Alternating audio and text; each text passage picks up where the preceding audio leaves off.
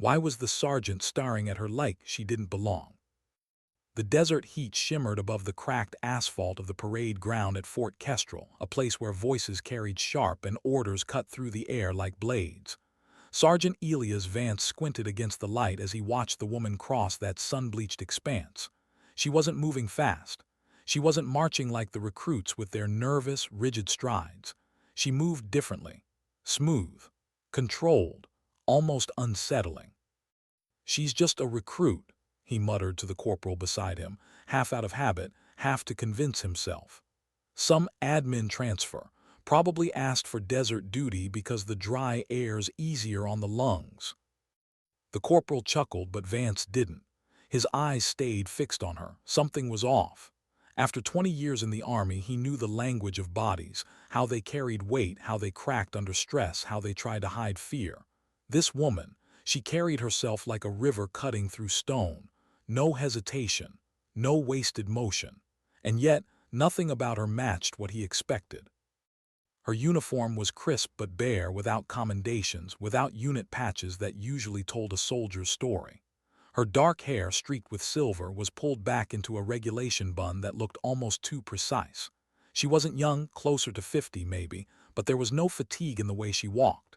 If anything, there was a coil of energy in her posture, something ready to snap into action. Vance frowned. Paperwork said one thing. His gut said another. Fort Kestrel wasn't supposed to be a place for mysteries. It was a crucible designed to break down raw recruits and harden them under the Mojave sun.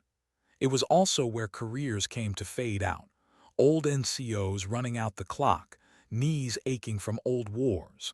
But this woman, Anya Sharma, didn't fit either mold. Vance had skimmed her file out of idle curiosity earlier in the week. Name, social security number, one sterile line of transfer information, administrative specialist.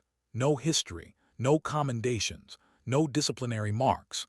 A file scrubbed so clean it screamed to anyone who knew how the Army worked. This was intentional. In the military, silence often said more than words. Anya didn't look at him as she passed. She didn't need to. She felt the weight of the stares, the sideways glances, the muttered jokes from recruits who thought she was someone's mom who'd gotten lost and ended up in uniform. She had been enduring it all week, absorbing the skepticism, letting it pass through her without reaction. She had learned long ago how to make herself a gray stone in a field of polished brass. To be overlooked was a survival skill. The young soldiers laughed. The career NCOs shrugged her off as dead weight, a bureaucratic mistake dumped on their base. She said nothing. She showed nothing. And yet, inside, a different dialogue was playing. She repeated the words to herself. "I am just a recruit. I am just a clerk." A mantra of invisibility, a mask she had chosen to wear. But the part of her that had survived freezing nights in mountain passes, that had crossed hostile cities with nothing but instinct and silence, that part didn't believe the lie. It couldn't. She reached the shadow of the command building and paused. To anyone else it was a small hesitation. To her, it was the natural reflex of a predator at a threshold. Her senses expanded. She inhaled deeply, noting the sterile scent of waxed floors mixing with ozone from server banks. She heard the rhythm of a cart's squeaky wheels 2 corridors away, the overlapping cadence of typewriter-style keyboards hammering reports, the staccato bursts from the rifle range outside. She mapped the surveillance cameras by the way their motors hummed faintly, and logged the blind spot near the fire extinguisher in the hall. She wasn't entering an office. She was entering a structure. Every corner, every doorway was a piece of a tactical puzzle, and even if she had promised herself she was only here to disappear, her instincts refused to stop solving. Colonel Madson's office was an altar to his own image.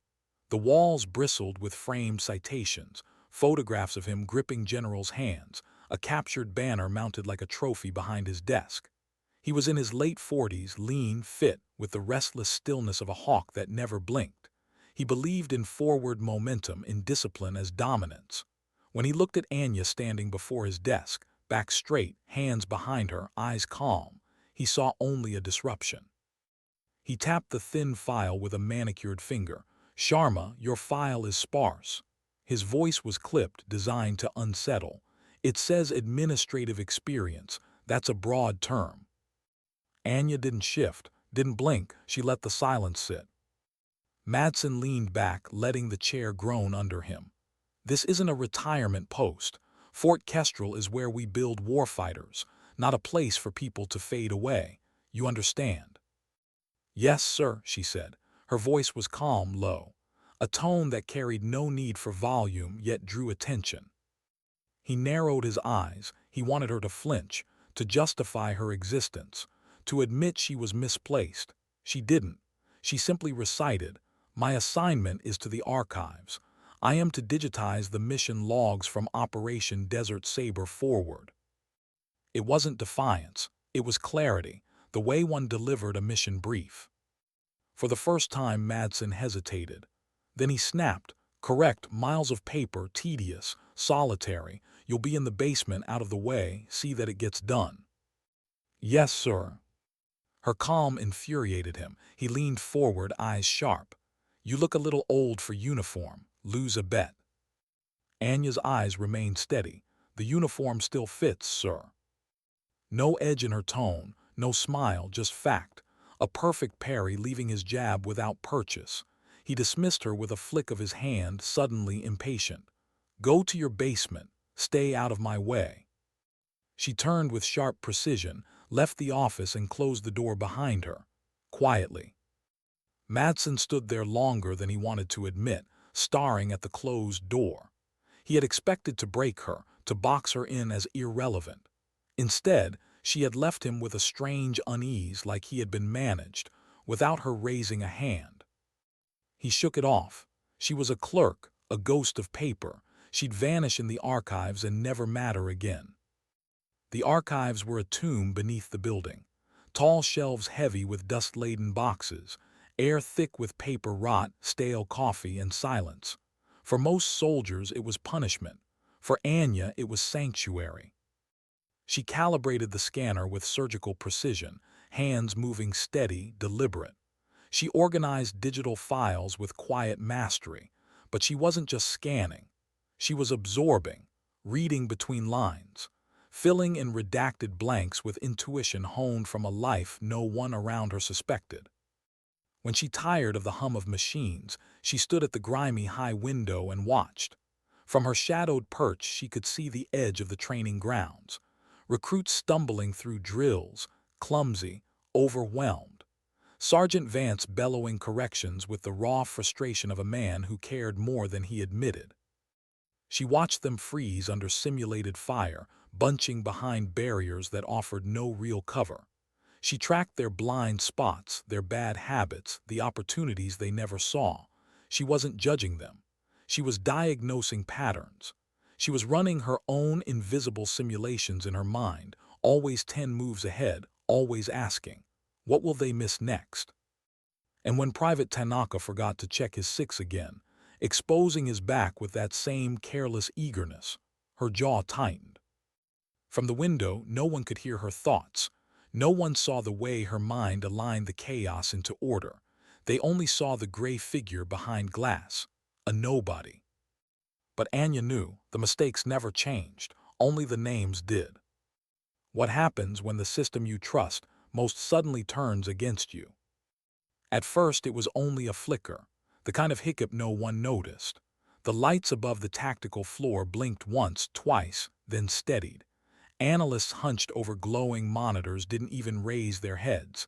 Machines glitched all the time. That's what they told themselves. Nothing more than a ripple in a sea of endless drills. But that ripple carried weight. Colonel Madsen was on the command balcony, arms folded, watching the simulated war unfold below. The exercise was his creation, his pride. Iron Shield, the most complex defensive drill Fort Kestrel had ever attempted. Every squad was deployed. Every turret, drone, and holographic projection was wired into the base network. Chaos in controlled doses. A test designed to harden young soldiers until reflexes replaced fear. And yet the chaos was no longer controlled. A turret mounted on the perimeter track swiveled, ignoring its programmed fire sector. It unleashed a blistering stream of blanks across the field, cutting across recruits scrambling for cover. Holographic enemies, supposed to vanish when struck, multiplied instead, ghostly silhouettes swarming from every angle, overwhelming even the seasoned sergeants trying to herd their panicked squads. Comms dissolved into white noise, the garbled shrieks of overlapping channels. Madsen's jaw tightened. This wasn't supposed to happen. "Shut it down," he barked. An analyst hammered the keyboard. "System, not responding, sir, it's looping." "Then cut power." "Colonel, if we do that, we lose everything. Infirmary, perimeter sensors. The grid is all tied to the same circuit." For the first time in years, Madsen felt his control slipping like sand through his fingers. His perfect crucible was collapsing into a nightmare. The recruits weren't learning under pressure, they were breaking. Training weapons could still blind at close range, still burn skin. Soldiers were scattering, trampling one another, running not as units but as prey. On the ground, Sergeant Vance was a lone anchor in the storm. He grabbed privates by their collars, shoved them behind what little cover existed, shouting through the deafening mechanical gunfire. But his commands were swallowed by the roar. He could not hold the line alone. In the archive basement far below, the air shifted. The fluorescent tubes buzzed, then dimmed into a sickly amber glow. The steady hum of ventilation faltered into an irregular groan. Anya paused mid-scan, the brittle page of a decades-old report balanced in her hand. She listened. The sound wasn't random. It was systemic failure, layers collapsing, each feeding the next. She rose from her chair without urgency, but her senses were sharp. Every vibration through the concrete floor, every echo in the hallway above painted a picture in her mind. She stepped into the corridor, her boots silent on the cool tile. Soldiers rushed past without noticing her. Their eyes were wide with panic, their radios spewing static. She kept walking, parallel to the chaos, not toward it, not away, just moving as if guided by a map no one else could see.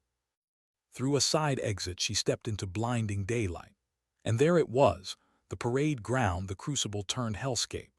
Dust filled the air, whipped by desert winds. Recruits huddled behind barriers, some crying, others frozen in terror. Turrets shrieked, spraying rounds into empty sky one moment and sweeping dangerously close to soldiers the next. The holograms multiplied, filling the horizon with enemies that weren't real, yet felt overwhelming enough to crush spirit and mind. Anya's eyes swept the scene. Not as a bystander, not as an archivist, as something else. She tracked patterns in the chaos, the mechanical rhythm of malfunctioning turrets, the looping errors in drone behavior.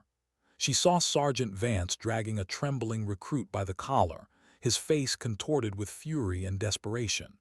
She saw Private Tanaka crouched in a ditch, chest heaving, ears ringing, his rifle shaking in untrained hands.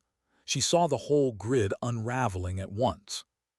Command would try to fix this from above. Reboot systems, force shutdowns. But Anya knew complex systems rarely died cleanly from the top down. They had bones, pressure points, old skeleton keys, and she knew exactly where one of them lay. Not because anyone had told her, not because she was meant to know. She remembered it from the schematics misfiled in a box of cafeteria menus from 1998, a utility junction no one had touched in years. Outdated, forgotten, but still wired to the beating heart of the training grid. She moved along the perimeter, calm amid the storm. To anyone watching, she was just a middle-aged clerk trying to get out of the way. No one stopped her. No one cared. Soldiers were too busy crawling through dirt, too busy screaming into radios that gave nothing back. But Vance noticed. For a heartbeat, his eyes locked across the chaos. He saw her walking, not running, not panicking, toward the rust-streaked utility box near the fence line. A piece of infrastructure so unremarkable most thought it was dead. He frowned. Anya knelt before the box, brushed away the weeds that half swallowed it, and found the concealed latch. With a smooth pull, the panel creaked open. Inside lay a mess of wires, breakers, and ancient circuitry. Her hands moved with practiced precision. Not frantic, not guessing, confident. She didn't yank the main breaker too crude. Instead, she manipulated relays in rhythm, listening to the faint feedback hum, feeling the vibrations as if the machine itself were whispering its pain to her. Click, pause, click, reverse. She wasn't shutting it down. She was interrupting the loop, seizing command of the system's pulse. From the balcony, Colonel Madsen gripped binoculars so tight his knuckles whitened. He'd been ready to declare a full evacuation, to accept humiliation and chaos as his legacy. Then he saw something change. A turret fell silent. Then another. Then, impossibly, one fired, not at soldiers, but at the ground just 10 feet beside Tanaka's squad, kicking up dust in a perfect line toward a shallow ditch that offered cover. It wasn't random, it was direction. The noise shifted, no longer chaos, now order, controlled bursts, holograms vanishing not all at once but in waves, sectors clearing systematically, static on comms smoothed into silence, then into clarity. On the ground, the recruits slowly lifted their heads. The storm had passed, leaving only ringing ears and pounding hearts. Sergeant Vance, chest heaving, followed the trail of dust, then followed his own instinct to its source. His eyes found her. The older woman, the nobody. She was kneeling beside the junction box, one hand resting lightly on the lever, her posture serene, her face unreadable. She looked up. Across the distance, her eyes met his. Steady, silent. Vance's breath caught. The thought he had muttered earlier, "She's just a recruit," was gone, burned away, replaced by one sharp, unshakable question. "Who are you?" Private Tanaka, still shaking, realized the burst that saved him hadn't been luck. It had been intention, guidance, like an unseen hand pulling him out of the fire. He followed Vance's gaze and saw her too, the quiet clerk from the basement, the ghost behind glass. Anya stood, closed the box with a decisive click, and walked back toward the command building as if she had done nothing at all, as if she had just stepped out for fresh air.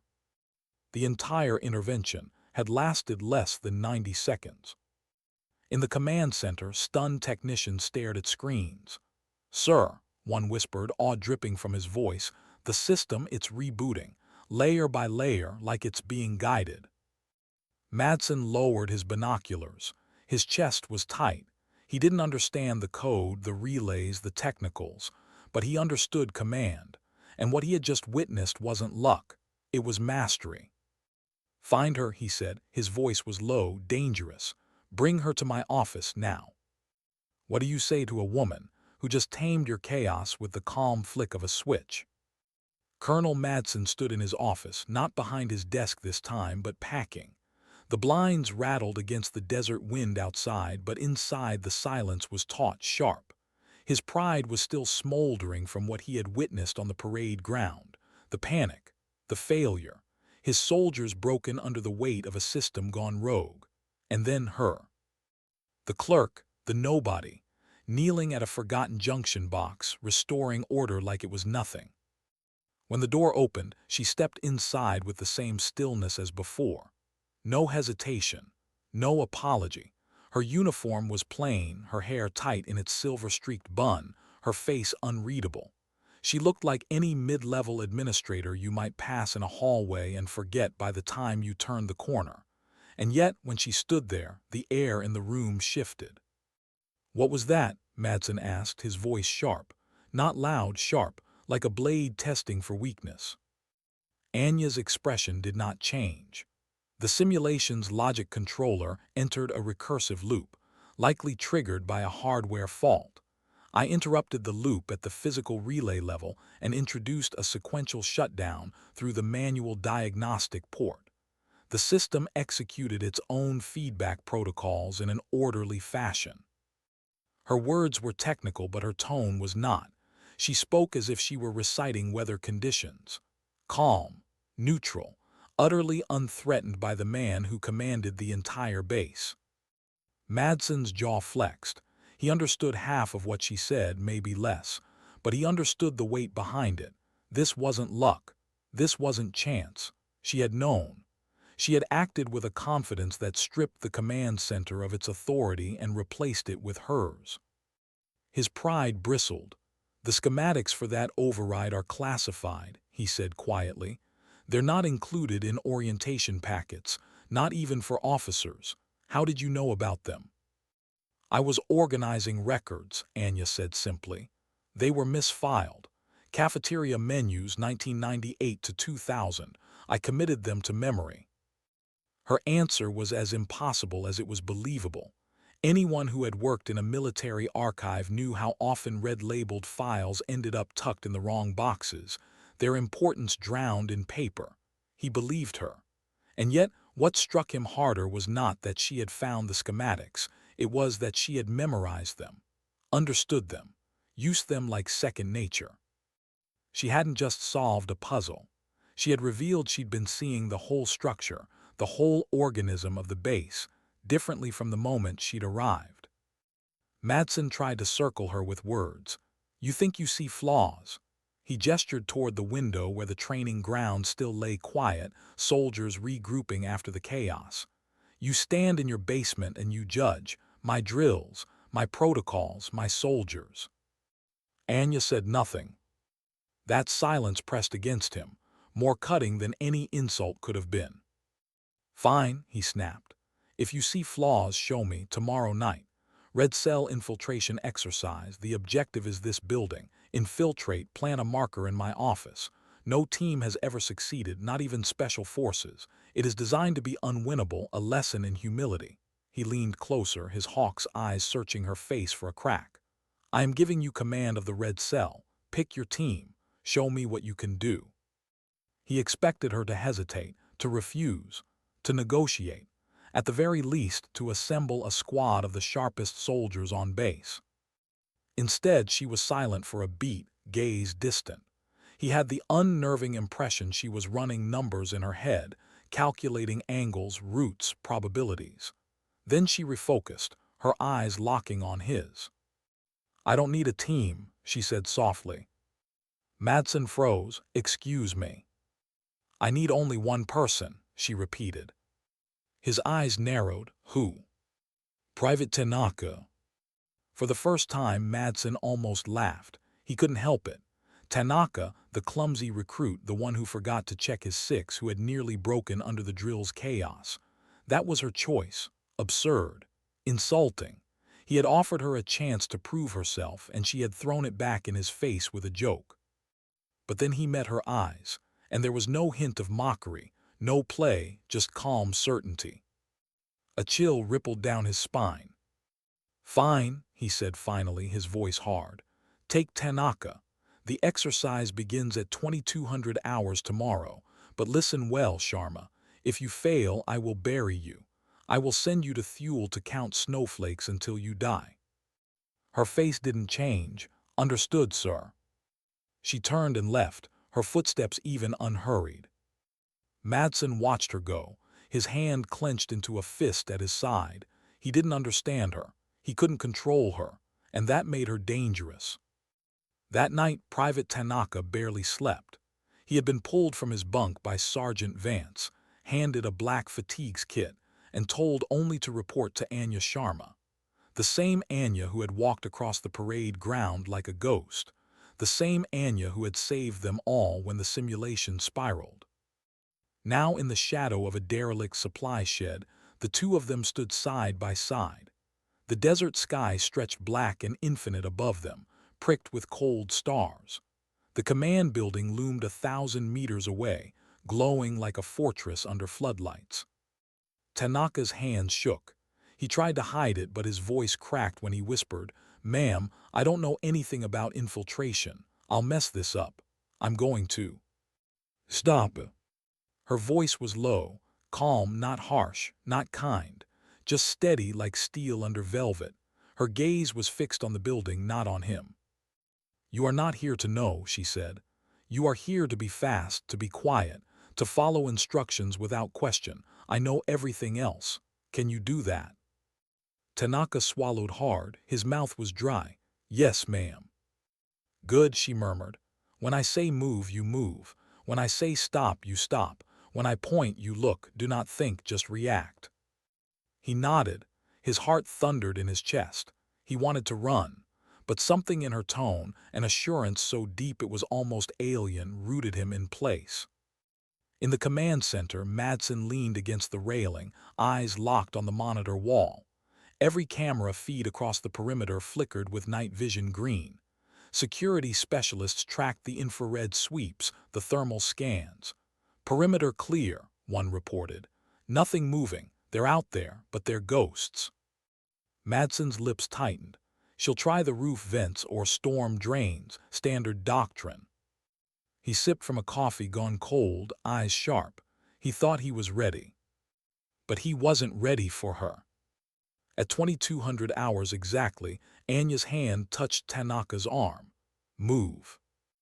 They didn't sprint toward the building. They slid along its shadowed edges, moving parallel, low, silent. Her steps were fluid, not military, predatory. Tanaka tried to copy her, but his boots scuffed the dirt, too loud. She adjusted pace without a word, compensating for his noise as though she had expected it. She led him to the fence. Two cameras overlapped their gaze on that sector. She's pinned, the analyst in the command center said smugly. No way through without being seen. But Anya wasn't looking at the cameras. She was looking at the dirt. When the patrol passes, you have 4 seconds, she whispered. She pointed to a patch of soil that looked no different to Tanaka than any other stretch of ground.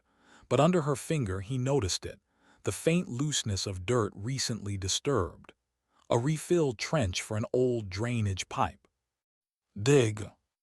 The rumble of the patrol truck grew louder. Tanaka's pulse hammered. He dropped to his knees and clawed at the dirt, expecting resistance. Instead, it gave way fast, crumbling under his fingers. He slid under the fence, breath ragged, and scrambled up the other side. When he turned, she was already beside him. He blinked, disoriented. She hadn't gone under. She had scaled the 10-foot fence in the blind spot between camera sweeps, timing her climb so perfectly he hadn't even registered it. In the command center, Vance rewound the footage. His eyes widened. "My God," he whispered. The ghost had moved. And the hunt had only just begun. How do you outwit a fortress designed to be impenetrable? Tanaka crouched against the cold concrete of the command building, his chest rising and falling in quick bursts. His palms were raw from the dirt he had clawed through at the fence, his uniform streaked with dust. His heart was still racing, but hers was. Anya stood beside him, posture relaxed, her gaze moving across the glowing facade of the building as though she were reading a familiar book. The floodlights, the sensor poles, the red glow of motion detectors, all things meant to intimidate and deny entry, didn't trouble her. She didn't look at them as obstacles. She looked at them as patterns. Patterns always had seams. Inside the command center, the analysts leaned forward in their chairs.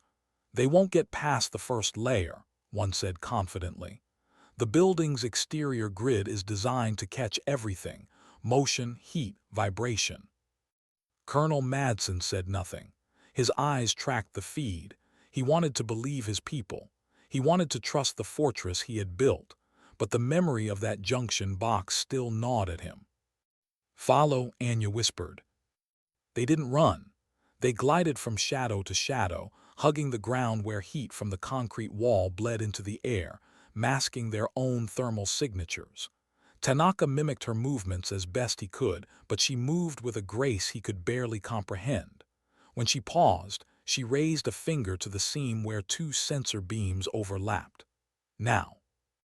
They crossed in silence, slipping into the dead zone between sensors that should not have existed but somehow did, an imperfection only she had noticed. Minutes later, they reached a maintenance hatch, steel, flush with the wall, a keypad glowing faintly in the dark, 7 digits randomized every 60 seconds linked to an atomic clock, the kind of lock designed to end hope. Tanaka swallowed hard, dead end. In the command center, Madsen smirked. "It's over. That lock can't be cracked without the sync key. They're finished.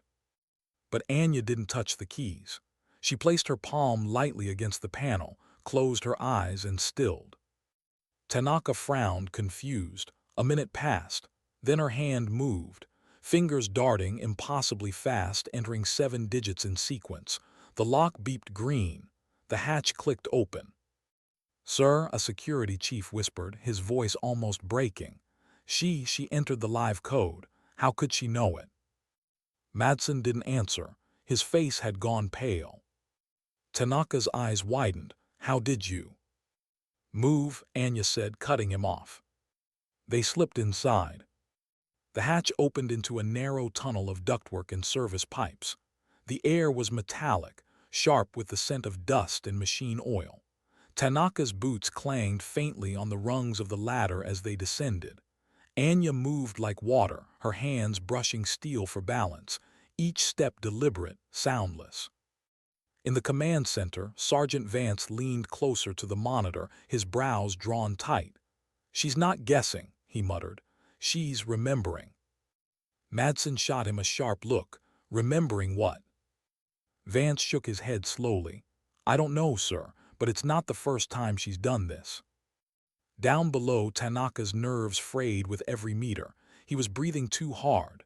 Sweat soaked the collar of his uniform. "Ma'am," he whispered, his voice cracking, I don't think I can do this. My hands are shaking. I'll mess something up." "Quiet." Her tone wasn't scolding. It was grounding. A single word that cut through his panic like a steadying hand. She stopped, turned to him, and in the faint glow of her wristlight he saw her eyes. Calm, unshakable. "You don't need to be perfect," she said. "You need to listen. Do exactly as I say, nothing more, nothing less. Can you do that?" He nodded, his chest heaving. "Then you're ready." She turned and continued forward. He followed, his step steadier now. They emerged into a narrow corridor behind the first interior security checkpoint. Ahead was the second wall, a steel door lined with pressure plates, laser grids flickering in red lines across the floor, and a biometric palm scanner. "This is it," an analyst in the command center whispered. "No way past that, not even her." Madsen leaned forward, fists pressed into the console. His heart said the man was right, but his gut whispered otherwise. Anya studied the door silently, her head tilting slightly as if listening to the hum of the security system. She spoke softly, more to herself than to Tanaka. "Lasers on a 12-second cycle. Pressure plates keyed to 100 pounds." She turned to him. "You weigh 165, too heavy." She pointed upward. "The pipes will hold you. Traverse to the far side. Don't touch the wall. Don't look down." Tanaka looked up. A web of pipes, thick but narrow, stretched above the trap. His mouth went dry. 20 feet of crawling above a drop that would break his legs if he slipped. His body shook just imagining it. But her eyes held him steady, and when she gave the smallest nod, he moved. He climbed, his body trembling, his palms slick. The pipes groaned faintly under his weight. Inch by inch, he shuffled forward, biting back panic. "Don't think. Don't look down. Just move." Meanwhile, Anya crouched by the scanner. Her pouch opened silently. She withdrew a thin sheet of silicone and a small atomizer. With precision, she sprayed, then pressed the silicone against the glass. In the command center, the security chief leaned closer to the monitor. "She's lifting a print. That won't work. This system detects blood flow, pulse, temperature." Then the light on the scanner turned green. The locks clicked open, one by one, a chorus of heavy clunks echoing through the corridor. The room went silent. Madsen's face drained of color. His mind flashed back, her standing in his office, still as stone, his hand pressed to his desk as he circled her. She had lifted his print, without him even noticing. Vance's voice was low, almost reverent. "She didn't lift it, she copied it, heat, pulse, everything." The door swung open. Tanaka dropped down from the pipes, his legs shaking with adrenaline. He looked at her in awe, like he was standing beside something not entirely human. She gave no smile, no acknowledgement, Just a calm, steady command. Move. They slipped inside. Beyond the door stretched the corridor leading to the heart of the command center. Blue-lit, sterile, humming with power. The kind of hallway designed to intimidate intruders into believing it was hopeless. But to Anya, it was simply another pattern, another puzzle to be solved. In the command center itself, every pair of eyes was locked on the feed. Analysts forgot to breathe. Soldiers stood frozen, the spectacle unfolding on screens more riveting than any drill they had ever run. Colonel Madsen gripped the railing, his throat tight. For the first time, he felt not the arrogance of command but the gnawing edge of fear, not for the building, not for the base, for what he might have unleashed. "Who is she?" he whispered. No one answered. What if the ghost you feared wasn't breaking in to destroy you? What if she was already inside? The corridor stretched long and blue-lit, humming with fluorescent buzz. Tanaka's boots echoed faintly despite his best effort to soften them. He clutched his rifle against his chest, though it felt useless here, a toy in a game he didn't understand. Beside him, Anya walked with the same quiet composure she had carried since the moment he'd met her. No rush, no hesitation, just calm. Every few paces she would pause, tilt her head, listen, then move again, weaving around unseen rhythms that only she could sense. To Tanaka, it was like following someone who already knew the ending of a story you were still trying to read. In the command center, silence reigned. Dozens of screens fed thermal, infrared, night vision images from every angle of the building. They should have shown everything. And yet she slipped between them, as if the cameras themselves bent to her timing. "Where is she?" an analyst whispered, panicked. "We've got 20 overlapping feeds. She's just gone." Colonel Madsen's knuckles whitened on the railing. He had boasted this facility was unbreachable. He had believed it. But now he was watching the impossible unfold, and with every step she took, his confidence drained further. Tanaka whispered, "Ma'am, they must see us. They must. How?" "Focus," Anya murmured. Her tone carried no urgency, no anger, just command. He obeyed. They reached a ladder tucked behind a bulkhead panel, climbing to a service passage that ran above the main floor. From here, through the grated walkway, Tanaka glimpsed the command center itself, the heart of the fortress, glowing with consoles filled with officers, lit by the shifting blue of screen after screen. His stomach lurched. They were so close, too close.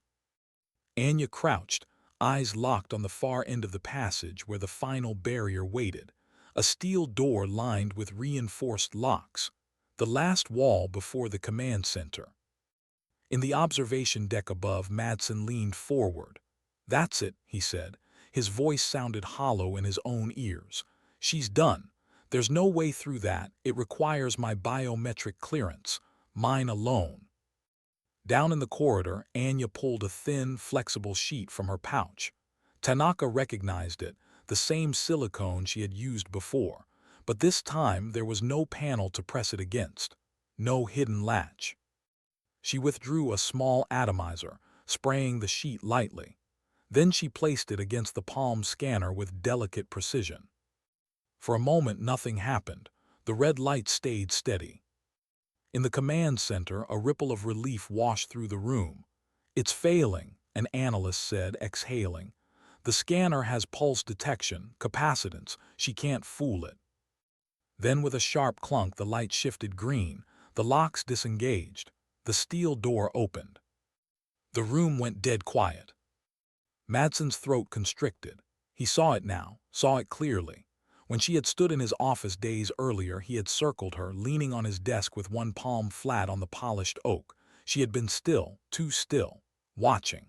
She had lifted his print then, not just the ridges but the subtle heat signature, the oils, the microscopic patterns that scanners demanded.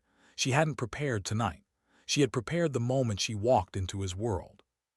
Tanaka's jaw dropped. "How did you?" She cut him off. "Move." They stepped inside. The corridor was hushed, the air cooler here. A faint hum from servers bled through the walls, the digital heartbeat of the command center.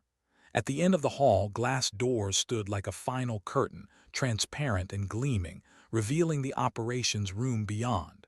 Dozens of soldiers, officers, screens filled with the live feeds of their every move. Tanaka froze, his breath hitched, they were exposed. The soldiers inside were turning, one by one, noticing them, their faces frozen in disbelief. Anya didn't slow.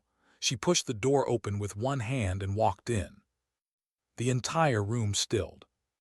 Tanaka followed, his body rigid, as though he had stepped into a dream that didn't belong to him.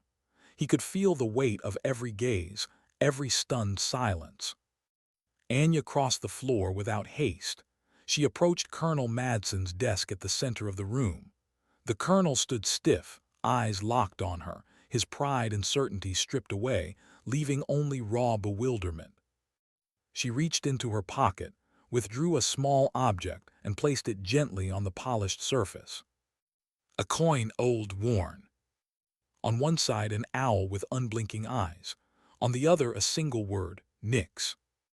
No explanation, no speech. She simply placed it down, then turned and began to walk toward the exit. The silence deepened. Soldiers stared. Officers stood frozen, unsure whether to shout, to arrest, to salute. Madsen's hand twitched.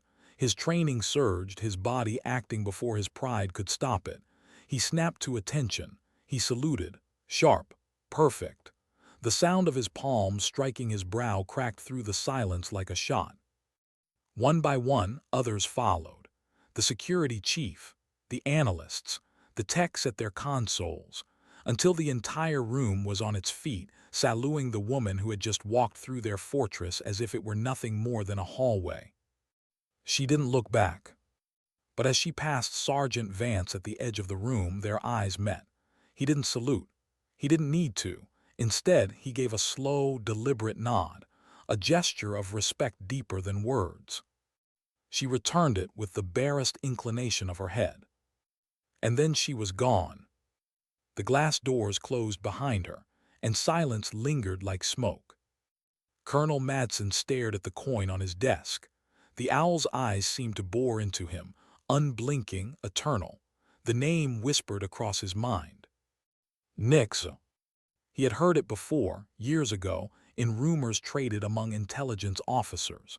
A ghost, a myth, a phantom said to have operated in shadows across 3 decades, missions that never made the record books, regimes toppled by whispers, exfiltrations from cities where no one should have survived, a specter who vanished 5 years ago after a mission in Odessa went sideways. Presumed dead or retired. And now standing in his office. A phone rang, a secure line, the kind of line that only lit up when the Pentagon was on the other end. Madsen's hand shook slightly as he picked it up. Madsen, he managed. The voice that answered was calm, gravelly, worn with authority. Colonel, this is General Cole. Madsen's chest tightened. I'm looking at an alert from your base network, the general continued. An infiltration through the HVAC maintenance port. Someone entered a 7-digit randomized code synced to an atomic clock. I only know one person who can do that by touch alone.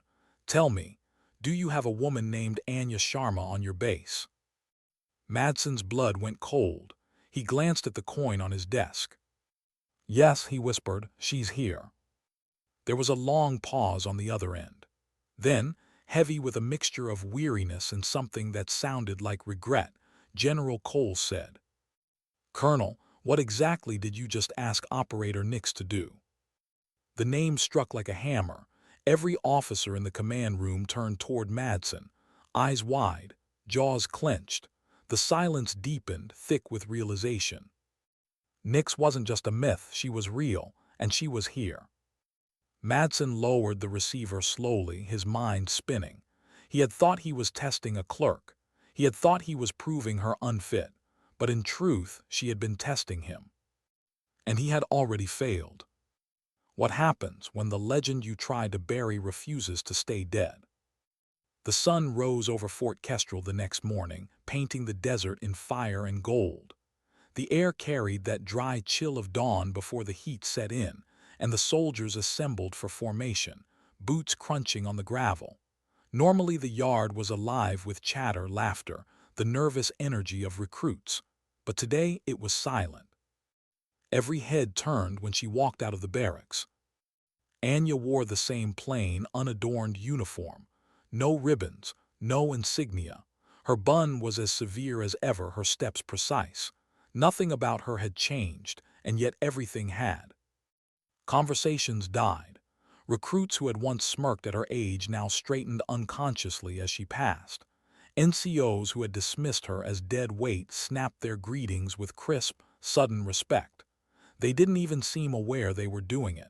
It was instinct, like prey recognizing the presence of a predator. Anya's face was neutral, her gaze steady. She gave no sign she noticed the shift, but she felt it, like static in the air, pressing against her with every step. She reached the command building. At the top of the stairs, Private Tanaka was waiting. He hadn't slept. His eyes were shadowed, but his back was straight, his chin lifted higher than ever before. He held a styrofoam cup in his hands, steam rising in the cool air. "Ma'am," he said, voice steady, "I thought you might like this coffee." It was a small thing, humble, but his eyes shone with something larger, gratitude, reverence, awe. Anya stopped. She looked at him for a long moment, her face unreadable. Then, almost imperceptibly, the corners of her mouth softened into the smallest smile. "Thank you, Private," she said quietly. She accepted the cup, her fingers brushing his, the warmth spreading through her hand. Tanaka's chest swelled, as though the gesture were worth more than any medal. He saluted, sharp and proud. She nodded once, then descended the steps into the archives.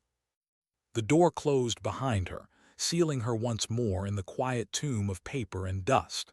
She set the coffee down on her desk, the hum of the servers greeting her like an old companion. The shelves stood silent, the faint beam of desert light slicing through the barred window. Her sanctuary, her exile. But it no longer felt like invisibility. Above, Fort Kestrel buzzed with rumors. The name whispered like a ghost, Nix. Soldiers repeated it in low voices, uncertain whether it was a code name, a legend, or a curse. Those who had seen her on the field spoke of her calm, her impossible timing, her ability to bend chaos itself. Vance kept his silence. He had seen her eyes across the parade ground when she'd pulled order from madness. He didn't need rumors. He knew what he'd seen. Respect had settled into him like stone. Colonel Madsen, however, sat behind his desk staring at the coin. The owl's gaze drilled into him. "Nix." He could still hear General Cole's voice. "She wasn't sent to you for war games. She chose to be invisible. For God's sake, man, she was trying to find some peace." And he had dragged her back into the light. He clenched his jaw. His pride raged at being undermined, but beneath it, something else stirred. A realization he didn't want to face, that in all his years of command, he had never witnessed true mastery until now. Down below, Anya slid a brittle folder from its box. Odessa. She traced the stamped letters with one finger, her expression unreadable. The past stared back at her in yellowed paper and ink, ghosts of decisions made long ago. She inhaled slowly, grounding herself in the scent of old dust, letting the hum of the server soothe her. She wanted this. She wanted the quiet. She wanted to bury Nix beneath layers of forgotten missions. But the world above wouldn't let her. Her presence had already altered the rhythm of Fort Kestrel. The recruits trained harder, sharper, as if hoping she might be watching. NCOs barked orders with new intensity, unwilling to look weak under her unseen gaze. Even Tanaka, awkward, overeager Tanaka, moved with a newfound precision, every drill shadowed by the memory of following her through impossible silence. He replayed it every night in his bunk, the way she moved, the way she made chaos collapse into order, and the way she had chosen him, not the best, not the strongest, but him. He didn't know why, but he felt the weight of it like armor on his shoulders. The name Nyx haunted him. Soldiers whispered it like a myth. He lay awake wondering what it meant, who she really was, and why she would choose to hide among dusty archives when she could command nations. One evening, unable to resist, he approached her in the basement. She looked up from a stack of reports, her eyes calm, her fingers resting lightly on the brittle paper. "Why me?" he asked softly. His voice trembled despite his effort to keep it steady. "Out of everyone, you chose me. I'm not the best. I'm not even good." Anya studied him for a long moment. Her gaze wasn't unkind, but it was piercing, like she could see straight through to the marrow of his doubt. "Because you don't think you're ready," she said. Her tone was flat, matter of fact. "That's why." Tanaka blinked, confused. "That's a weakness." Her head tilted slightly. "No, that's the beginning." He didn't understand, not fully, but her words lodged in him, deep and unshakable. Upstairs, Colonel Madsen stared out his office window at the recruits drilling in the dust. He clenched his fists behind his back. His command was shifting beneath him. Authority wasn't in his orders anymore. It was in her silence. And he hated it. Yet beneath the hatred, another feeling gnawed. Curiosity. A dangerous, predatory curiosity. He had glimpsed the edge of what she was. He wanted to know the rest. To see how far she could bend the world without breaking. For all his arrogance, all his pride, Colonel Madsen was still a soldier at heart. And soldiers feared ghosts, but they also followed them. How far can you push someone who has already lived a lifetime in the shadows? Colonel Madsen hadn't slept. The coin still sat on his desk, its owl unblinking, its name etched into his thoughts like a scar. Nyx. He repeated it under his breath as though saying it enough times would strip it of its weight. He had built Fort Kestrel into a crucible. He had believed himself master of every drill, every soldier, every outcome. And yet in one night, a woman he had dismissed as an aging clerk had unmade his fortress in front of his own eyes. Madsen's pride refused to let it end there. The following day, he summoned her. She arrived as she always did, plain uniform, calm eyes, no hint of anything beyond the role she had chosen. She stood before his desk as if the events of the infiltration had never happened. "You embarrassed my command," he said coldly. "I stabilized your chaos," she replied, voice flat. His jaw tightened. "You destabilized my authority." "You did that yourself," she said simply. The words cut deep. For a long moment he stared at her, fury burning beneath his composure. And then, slowly, his lips curved into something between a snarl and a smile. "Fine," he said. "Let's see how deep your calm runs. Tonight, another exercise, higher stakes. Not infiltration this time, extraction. A hostage scenario. My fortress, my men, my rules. I want to see if Nyx is more than a ghost story." Her eyes didn't flicker at the name. She simply inclined her head. "Understood." "Fail," he added, voice sharp as glass, "and you vanish. Not to Thule, not to an archive. Vanish. Do you understand me?" "Yes, sir." She turned and left. The door closed behind her. Madsen exhaled slowly. His chest was tight. He wanted her to break, needed her to, because if she didn't, then everything he had built here, all the control he thought he held, was already gone. That evening, Tanaka stood beside her once more, his heart pounding in his chest.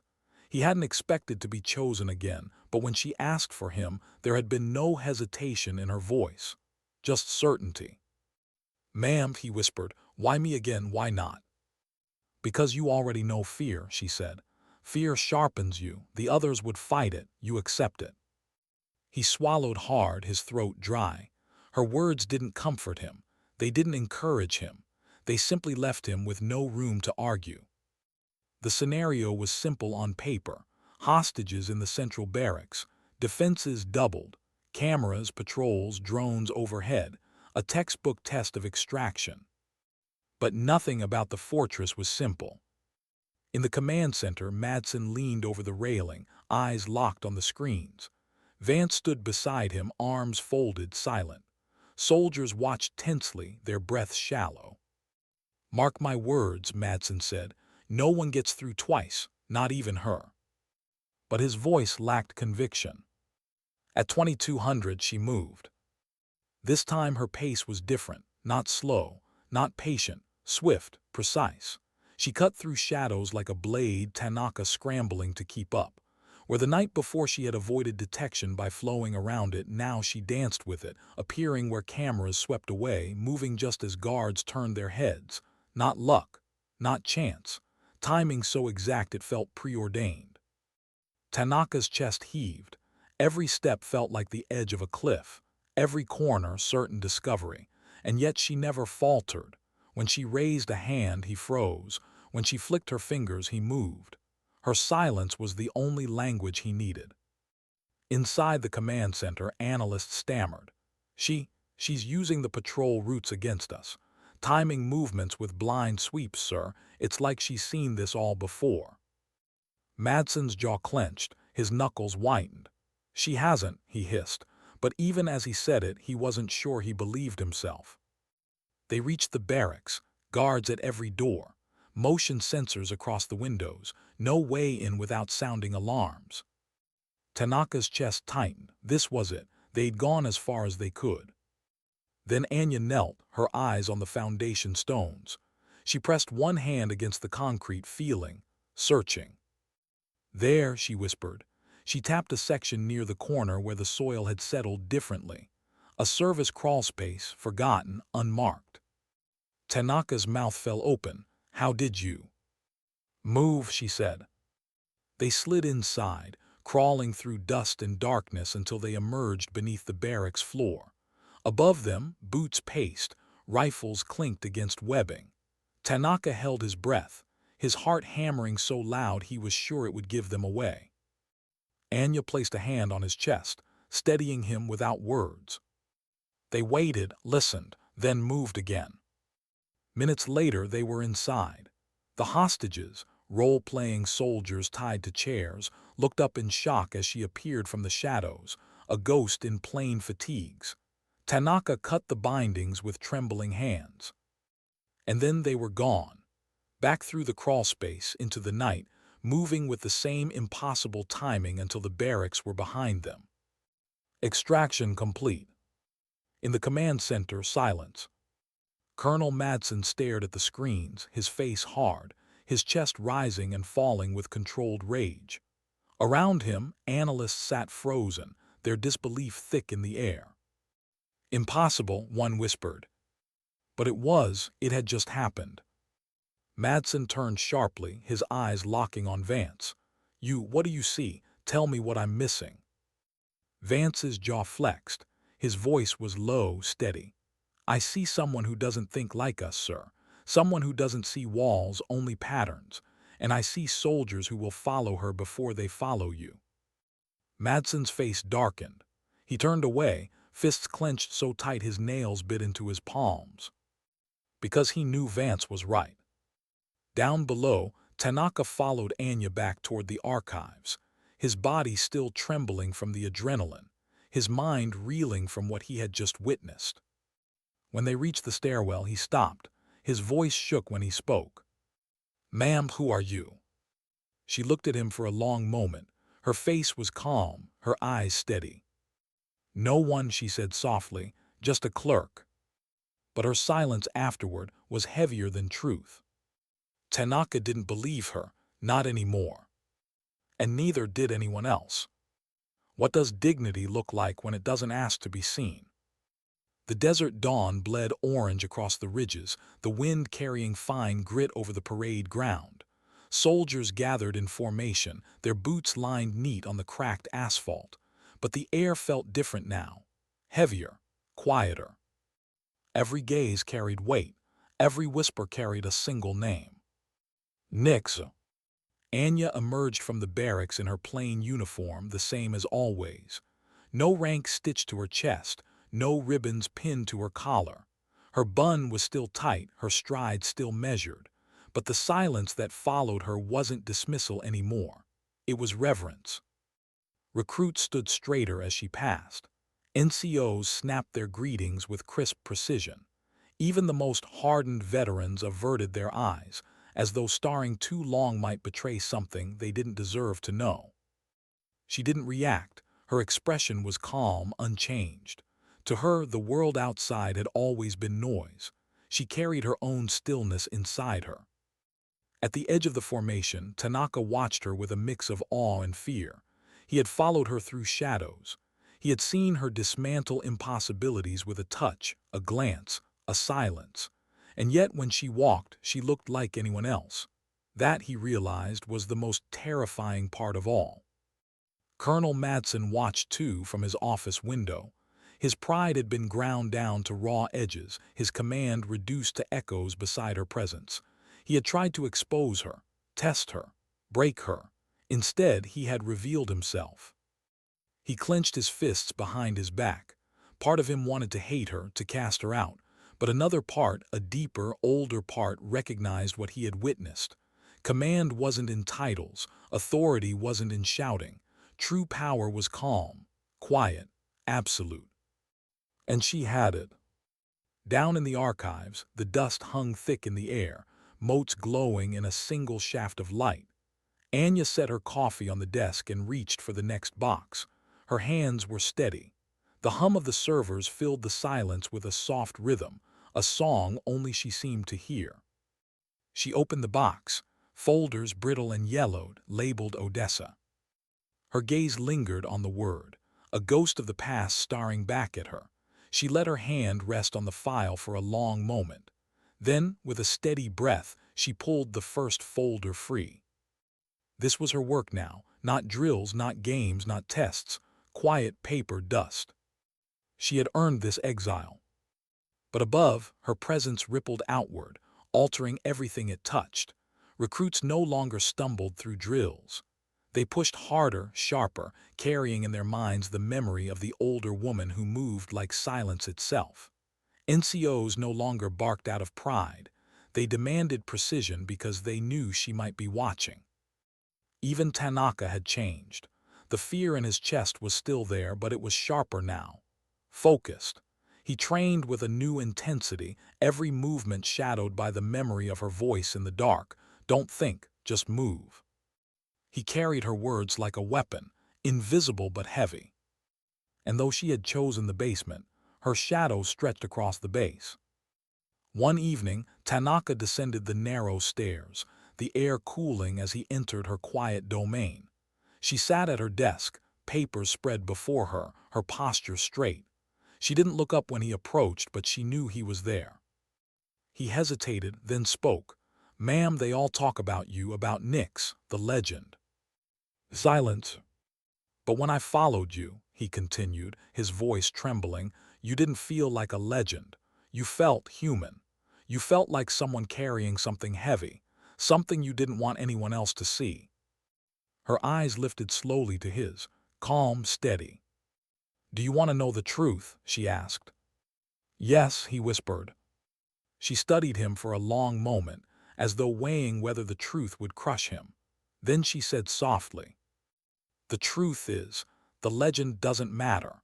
What matters is what you carry when no one is watching, the choices you make when you could remain invisible." Her voice was quiet, but it filled the room.